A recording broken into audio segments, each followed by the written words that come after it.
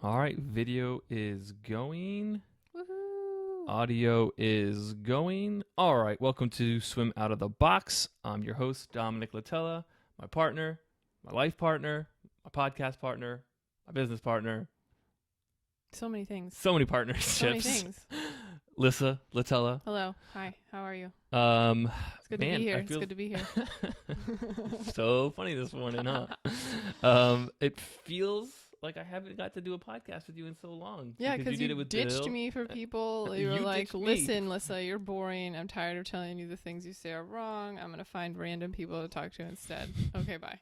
I believe you ditched me first when you had your podcast with Bill, even though I was in the same room, and you then claimed that you murdered me. Maybe. Okay, so I felt like I had to talk to Lou by myself. Or maybe the fact that Not we really. only have two We have microphones. two mics. That might have something to do with it. That's what it comes down to, A little. really. Just a Is little. the two mics. Today Mm-hmm. on the podcast, the question to ask: Yes. Is. glide or not to glide? What should we do? Well, if you're swimming breaststroke, you should glide. Well, we're not going to talk about breaststroke. But if you're swimming butterfly or backstroke or freestyle, then there is no such thing as a glide in those strokes. don't do it. However, there are situations that I would personally say it's okay if somebody glides. Now, Oh, interesting. No. I don't want this to be misconstrued Okay. because I really do stand by not gliding, and I want to talk about that first. Okay. Now, So, overarching, do not glide. the Let's gist of it is don't glide. let's yes. unpack that. I've always wanted to say that. People use that phrase all the time, and I've never gotten to. I feel really good right now. So let's unpack that. Yeah. From a momentum standpoint, Mm-hmm. if you glide, What happens? say in freestyle, if you glide, Mm-hmm. since most people swim freestyle, Maybe we should back up. Glide how? pausing your stroke somewhere. Okay. Looking for rest is also Because I know what you're talking about. Yes, I know. When people pause their stroke in order to try to rest in Mhm. their stroke, that's gliding. And that glide has been promoted by certain entities, swimming entities, For forever. as a part of freestyle. Mhm. And it's just not.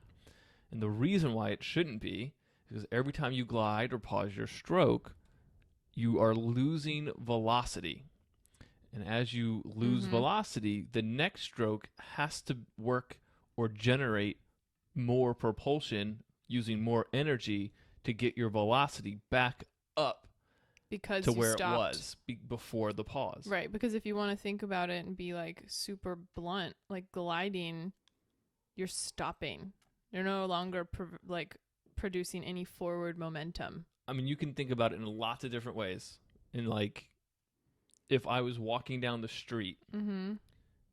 and I had to stop for a half a second after each step, Oh my gosh, I'm how imagining long would it take you to walk a mile? It would take forever versus just walking without a pause. Right. Same as running. There's no pausing in running. There's walking, there's jogging, and there's running, and then you can say there's even sprinting within running, right? So Speed walking. those are all different forms of movement on your legs. Mhm. On land. None of them include a pause. When you're on a bike, when you're cycling, No pausing. you shouldn't be coasting down hills. Oh, coasting is a good word for it. Ooh, coasting, yeah. Coasting instead of gliding. It's a good word because coasting does kind of have a negative Yeah, if connotation. you're not in swimming, yeah. But I really think we need to go back and talk about like exactly what glide you're talking about. What do you think I'm talking about? Well, to me, it's right. Like people have always been taught that before you take your catch, you're supposed to reach forward. And that reach is what I am assuming we're talking about as the glide. It's not the action of reaching forward, but that's part of it for sure. Where else do you glide? People learn how to swim freestyle a lot of times using catch-up drill. If you don't know what catch-up drill is, it's just a form of a freestyle type movement. When your hands catch up to each other, they stop and you pause. Right, you always have one arm out in front of you. Because people learn how to swim freestyle this way, because they always have one arm in front of them, they have a built-in glide or a built-in hesitation or pause or coasting effect. And I have had plenty of people tell me, with me teaching them circle freestyle, which does not have a pause in it at all. Right. They've asked me, Dominic, where am I supposed to rest in the middle of my stroke? And I say to them, you don't. Why would you? What other sport are you resting in during? I guess you could do run walk, Maybe, but that's not running. That's run walk. Yeah, right? Or like tennis. You could. I mean, I don't know. I'm not sure. I honestly can't think of another other than being on a bike. I can't think of another one, honestly. All right, because on a bike you can definitely. Well, you're not supposed to stop pedaling if you're in a competition. You're not supposed to stop downhill? pedaling. Technically, yeah, you're not supposed to stop pedaling. Ooh, if I was a bad bike competitor. If I'm going down a hill, I'm not pedaling. No. I used to have that little thing on your bike, which is so super rudimentary for like every other triathlete person I know, but I've only ever done 2 triathlons. I was lucky I had anything on my bike. I had this thing that would, it was just a speedometer on my bike. It's petrifying when you're going downhill and you look and you're like, I'm going like 38 miles an hour. That's crazy fast, yeah. That could be really wrong. I don't really remember, but I got up to like 31 once and I looked down and I almost just fell over. It's like, I would have slammed on my brakes. I'm going to die. I hate moving that fast on a bike. It's awful. Yeah, it's not a good feeling. That's why we have a swimming podcast and a swimming company, not a biking podcast. This is true. So other than cycling, I can't think of another sport where it would be even make sense, but you can see how cyclists can add a glide or coast to what they do. And it could be quote unquote necessary. You could say that. Right. But really it is unnecessary because it's the same exact effect. They're losing velocity when they're gliding. And so we want to try to make sure we keep up momentum, we keep up inertia to keep everything moving forward, not having to try to use more energy in order to move forward. And this is really interesting to me because a lot of people that I work with will say to me, well, if I don't glide, I'm not as efficient because I'm taking more strokes. And it's actually the exact opposite of efficiency. Because efficiency isn't the number of strokes you take per se, it's the amount of energy used to travel a distance. So if I take 28 strokes and travel a distance, but my level of exertion stays low, then I was efficient. But if I take less strokes, but my level of exertion was higher, I'm not as efficient. So stroke count is not a real measurement of efficiency. It's a falsehood. Oh, like that terrible drill that you can do at practices sometimes. Some people call it golf. Some people who I hate call it swim golf. You don't hate them. You hate the name swim golf. Yeah, so because you use that word, I now hate you. That's a bit extreme. Just speak the English language. True. Swim golf, I mean, it's English enough. Anyway, but the whole point... Anyway, swim golf is like, see how few strokes you can take in a length, which is absolutely terrible because then you're like, oh my gosh, coach, I made it across the pool in 8 strokes. Like, cool. Is that why you're here on Tuesday when we started this drill on Monday? Like, it's absurd. It's absolutely nuts. And then what's the other one? Distance per stroke. Right. Which is a thing we want to measure. We want to know, but not right. But the way that it's usually presented in practice is like, we're going to work on your distance per stroke. So when you're going to reach with your hand and you're going to kick real hard when you're doing that, and you're going to stretch your lat out and all this garbage that always just makes you slow down. Yes, I agree. I mean, it's a very simple concept. Like, we're not even really talking about anything nuanced or hard to understand. I think if you're not making a movement to move forward and your kick is not the main propulsive force in freestyle, it will not propel you. Not unless you're like outright sprinting. Right. And it's not, even at that point, wouldn't be the main force. You can't be like, but Lisa, I'm still kicking. I don't care. Yeah, it doesn't matter. You're always supposed to be moving. If you stop moving your arms, you're going to slow down. Right. And I think there's this weird visual effect that people see online when they watch videos of people like sort of showing this front quadrant gliding freestyle. There's that gallop stroke too, which can be really confusing to look at because that's really prevalent in the Olympics. Mm-hmm. So what I'm talking about, though, I know I've showed you videos of it where people will post a video of themselves swimming, and it looks like they're barely trying.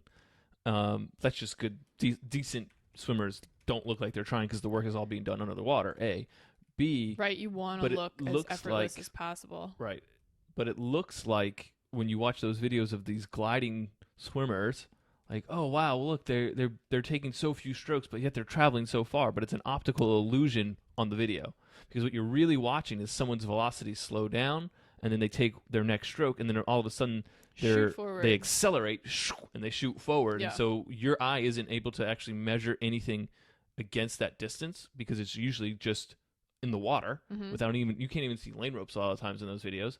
A lot of it's open water swimmers, and it's an optical illusion of someone actually traveling fast.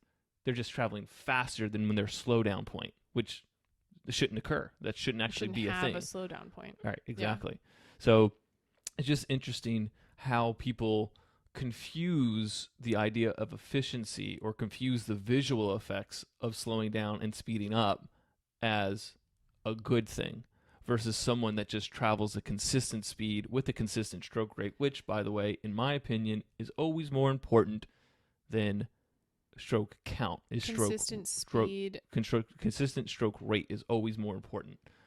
If I do... Right, because over the long term, it's going to be faster. Right. In my first 100 yards, I take an average of 20 strokes per 25 yards.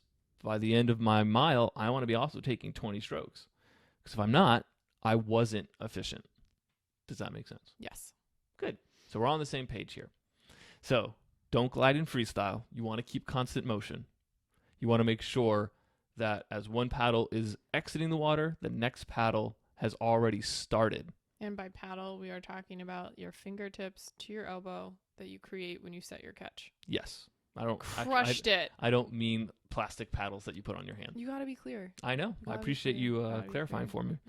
For once, I was correct. Yes, you were. So that was good. For once. So dramatic. For once. So when it's okay to glide, I give people leniency. I understand we don't live in a perfect world, and there's not perfect swimmers out there, and people learn in different stages, and that's important to take note of. Like I had said earlier, people will often learn how to swim freestyle with catch-up drill. There's nothing wrong with learning freestyle that way. It gives them an opportunity, it gives the swimmer an opportunity to learn and think through the process without having to rush through the stroke. Well, when you're learning, swimming has so many parts that you're trying to understand and understand your body movements in the water.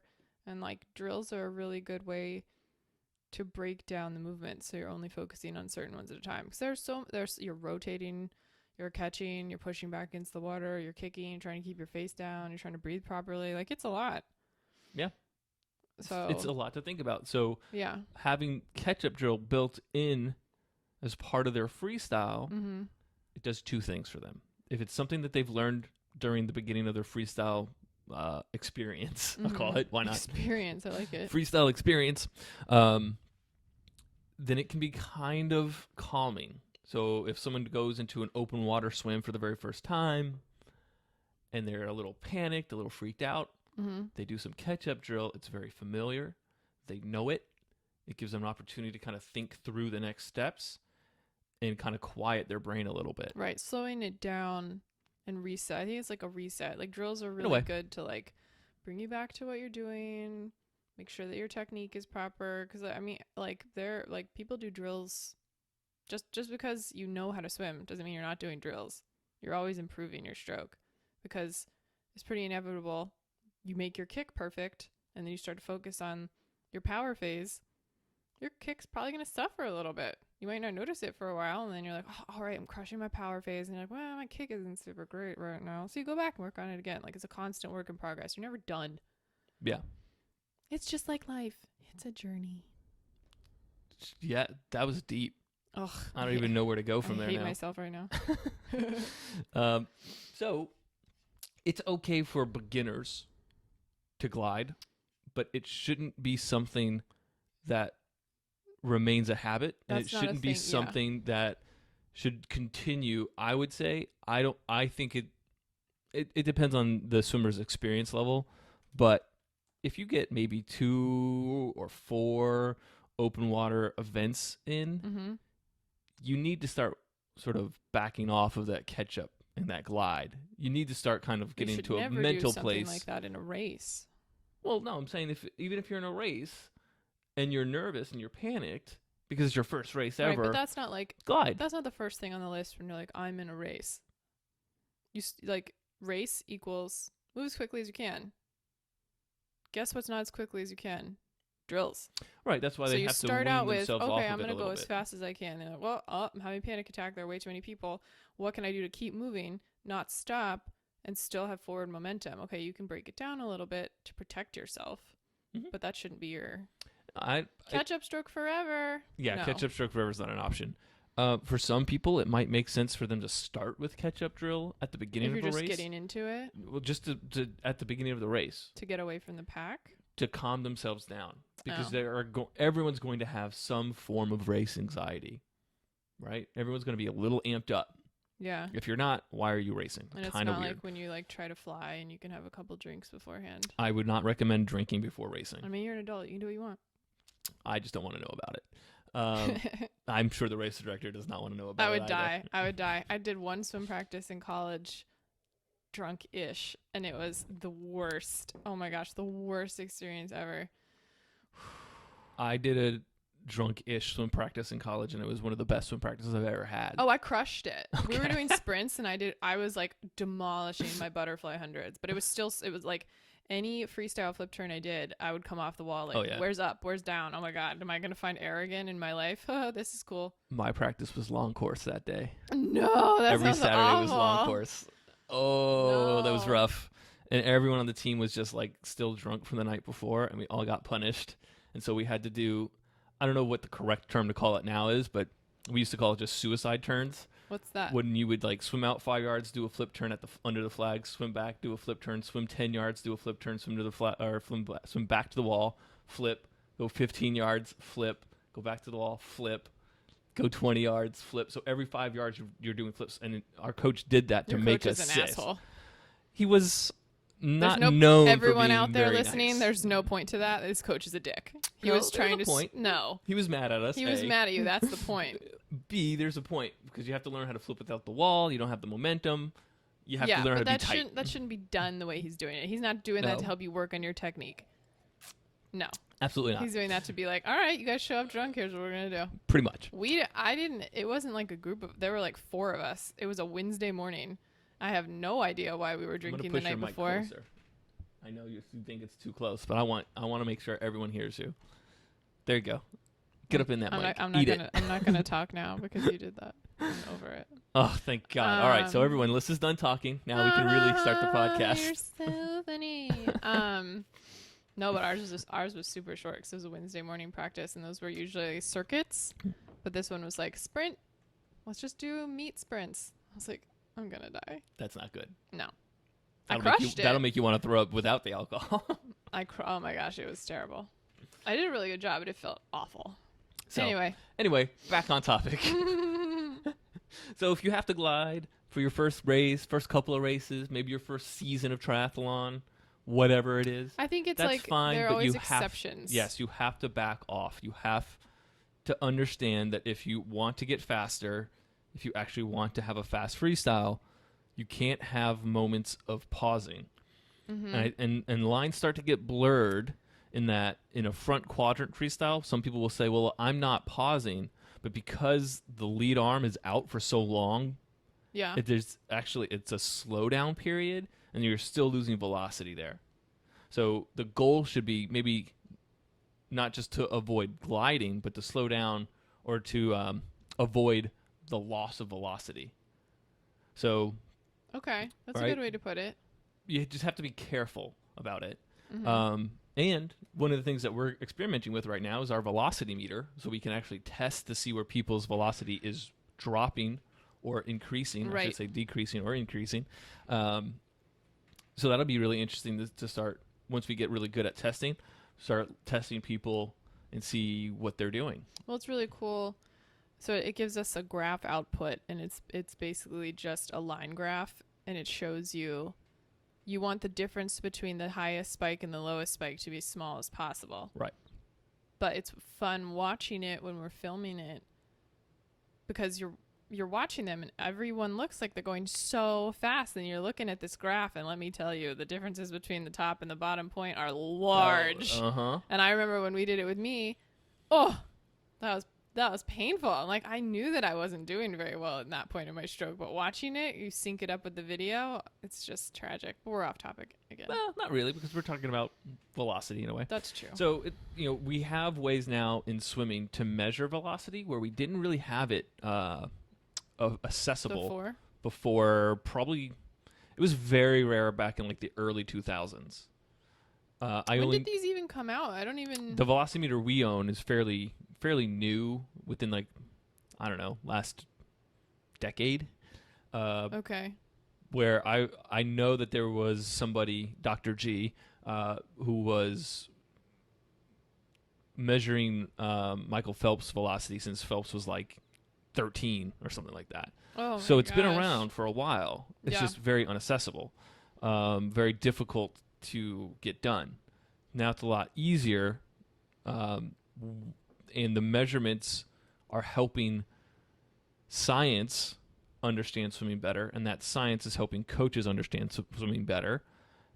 When total immersion, for instance, was created, I don't believe there was any opportunity to measure velocity. So a lot of it was just kind of guessing. Well, this is how people can swim for longer periods versus this is how someone could swim fast for longer periods. All right? There is a difference. And I'm okay with people, like I said earlier, I'm okay with people gliding to get them in their race or into swimming. Period, I feel like. Yeah, there's a grace period. Not There's a great way to say it. Everyone's the same. Like, when you're learning, before you're getting to that level, that's fine. But, like, that's just, like, you have to think of that in the same way as, well, when you're learning to swim and your kick is terrible and we're working on your rotation right now, like, let me be clear. Your kick is not good. But right now we're only focusing on your rotation. So it's fine that in this instance your kick is not good, but we will get back to it and fix that. Always. Yeah. That's how it works. So it's just like you work on one piece at a time, and then when you finally build it, you still have to go back and refine everything. Because you're not going to, like, your muscle memory is great, but it's not going to remember correctly, and you're going to get tired, and then everything's going to, what's the easier way I can move through here and give my muscles a break? Oh, I know, I won't catch, but I'll still be swimming. Right. So it's just little things like that. I know, I'll pause. Right. I'll glide. I'll reach. I'll reach further. Don't reach. So I am very against gliding in most circumstances. And I think what I want people to walk away from this podcast with is A, don't drink and swim, and B, I really want people to walk away with the idea or to know that what they perceive as efficient because they're taking fewer strokes or feel like they're using less energy in order to glide is actually not efficient. And it's something they need to be very aware of. If you're thinking that gliding is helping your efficiency, that thought is incorrect. Yes. If you have other thoughts about efficiency, we don't know them. I don't know. You I'm could in be your right. head. Who knows? Yeah, we read your thoughts. I don't want to be able to read anyone's thoughts. That's scary to me. I don't even like my own thoughts sometimes. Whoa. That was another deep statement. I mean, I'm literally Let's unpack that. Oh, you know, like when you want to eat a whole container of Oreos and then you do? Didn't you talk to Bill about this? I don't know. That podcast was a blur. It had terrible structure. I was an awful host. I just rambled. Oh, I don't know about that. I sat in the room giggling most of the time. I literally was like, I like Oreos. I like to have Oreos with milk. Milk comes from cows. Cows are really cool. Do you like hamburgers? Let's go to Five Guys. That's pretty much how that podcast went. Very stream of consciousness. Wow. So, anything you would like to add about not gliding? I only have like one or two things to add. I just think like this is one concept in swimming that I do think is very simple, but it can come across a little oddly. Like the main thing to take away is if you're like all of the parts of your swimming of every stroke make the whole. It can all be broken down into so many different pieces, but they all work together. So if you stop moving, all your parts are going to stop moving. You don't have your like good enough inertia to keep moving through the water as quickly as you would if you were still moving. Yeah. So I think it can be a very difficult concept if you want to pick and choose the different parts of your stroke that you're gliding, the reach, like all of that stuff. But as like an umbrella concept, if you're not moving, like none of the other parts are moving. All of the many pieces that make up the stroke will all stop, except your kick. But guess what? Your kick will also slow down because you've stopped moving. So your body as a whole is completely slowing down. And then you're making it harder on yourself to get back up to where you were. Yeah. So I think like, yes, we can break it down to be really, really complicated. But as a whole, if you ever stop one piece moving, every other piece is going to slow down or stop. Right. And just to add on to that, there's a really interesting effect that happens. Mm-hmm. Your legs are pressing against water. Mm-hmm. So that triggers a response through your core if you're kicking correctly and you have good posture. Well, your arms are pressing against water, which triggers a response through your core to react and tighten up if everything is in place, posture-wise. Right. If for some reason you slip through the water with your hand, maybe you turn it sideways, or maybe you bend your knee too much when you kick downward, then your core doesn't get the activation, and then your core kind of doesn't know what to do. So if you're not kicking while you swim, the lower half of your core is just left to its own devices. Right. It doesn't know what to do. Everything's a chain reaction almost. Right. That's where you see droopy cores, is people not kicking or not generating propulsion enough through the entire stroke. And there's moments where you see it across the board, and lots of people, they just drop the propulsion, and their poor little cores don't know how to do anything anymore because they were getting feedback from their limbs, and now there's no feedback, so the core goes, oh, I guess I'll just be droopy. I'll be down here drooping. That's fine, guys. So cool. It does. It all builds off of each other. Everything supports something else. Like no movement in your stroke is in a vacuum. In a vacuum. That's a really good way to put it. So you stop one thing, everything else suffers, even if you don't think it does. It does. It does. The only thing that I had to add was, as if you are someone that does a lot of gliding in your freestyle because of where you are in your learning phase of freestyle, try in your swimming journey. Can't even now. Oh God. Try not to do catch-up drill at all during this off season. Oh, like train yourself away from. Get yourself away from it. It is a crutch. Yeah. And I will speak from my own personal experience. If I do catch-up drill at the beginning of a workout, which I don't even remember the last time I did a workout. Yeah, I was gonna say what? But I have swim workout. Okay, we work out, guys. Fair enough. Swim workout. I have very, very dark memories of doing catch-up drill at the beginning. Memories. I know I wanted to be dramatic for you. Jeez. At the beginning of a workout, and I would swim very flat the rest of the workout. So weird. What you do at the beginning exactly sets the tone for the rest. So if you're like, oh, I'm going to do my warm-up, I'm going to do my drill set, and I'm going to do catch-up drill for my drill, you will very likely end up catching up or gliding the rest of that workout. Very likely. Not 100%, but likely. I never did drills in warm-up. Don't do it. Even when you were my coach. I was like, I'm warming up. I'm just swimming freestyle. And if you don't know how to break the glide, you can obviously go on SwimBox's YouTube channel and look at different ways that we have tried to break people from this habit of gliding, this addiction to gliding. Oof. It's an epidemic. It's Stop ravaging gliding, Florida. America. So you could do that. You can talk to your coach about it. Guys, you have options, okay? You can obviously reach out to us. We can help you. We'd be happy to help you. We can help you through this. It's like a glide rehab. We're going to set up a glide rehab so we can wean people off of this. Well, God, it's a safe space. This is a safe space. Everyone's safe. So that's about it. Contact us. Talk to your coach. If you do lessons at SwimBox, talk to your instructor. Ask them what they think about your glide or not glide. Mm-hmm.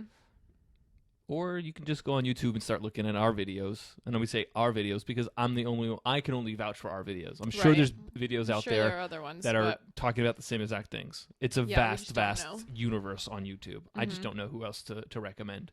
So, oh my gosh, that just made me think of that Christmas song from the Animaniacs Christmas special. Wow. Okay, where's this going? I don't know, because I'm afraid if I try to start singing it that I won't have any of the words.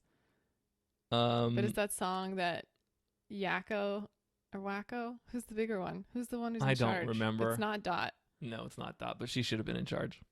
But anyway, he talks about Mickey Rooney and like the whole big universe where we're just tiny little specks about the size of Mickey Rooney. There we go. Got it. Yes. There you go. You're welcome. Our tiny little specks in the universe is YouTube. Merry Christmas. All right. Wow. Well, actually, this we put out pretty close to Christmas. I know.